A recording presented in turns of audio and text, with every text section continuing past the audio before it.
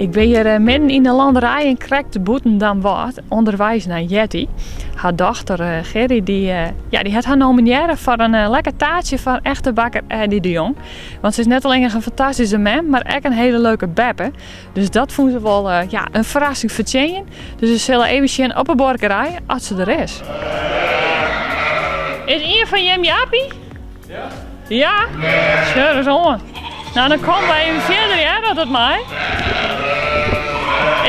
Is jouw vrouw toevallig thuis? Nee, die is net thuis. Nou, dan zou ik het leuk vinden, want jou wat van gaan ondernemen willen. Nou, dat maakt wel ook aardig, hè? Ja, dat kan ik wel maar aan. Of mag weer een bijrennen misschien, dan kunnen we het wat beter verstaan? Ja, maar ik versteer er net nee. Wat is jouw vrouw voor persoon? Ja, wat is mijn vrouw voor een persoon? Rustig, of die gewoon haar plicht doet, zeg maar zeggen. En het leven neemt zoals het is.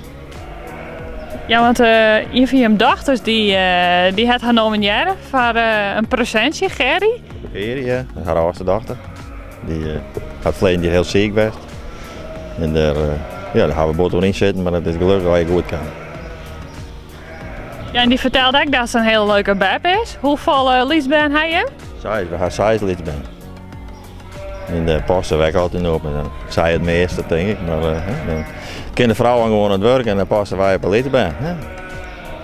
En wat doe je hem dan altijd met de beleefdband? Nou, niks bijzonders. Ja, een handje fietsen, gewoon je thuis speeltje. De vrouw doet wel een speeltje met haar. En ik ben net zo'n speeltje doen, maar ik vind het wel leuk om met een lidsband te fietsen. En gewoon weer op een place wat rondstappen. De gewone dingen van het leven. Geen gekke dingen, maar gewoon de gewone dingen van het leven. Die ben het mooiste.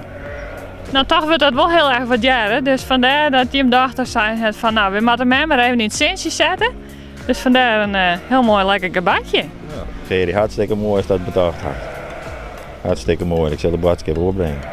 Komt wel op, denk ik, kan net? Ja, morgen zal er wel een paar komen. Dus we gaan saai zijn. Dus als er een paar komen, dan komt het wel op.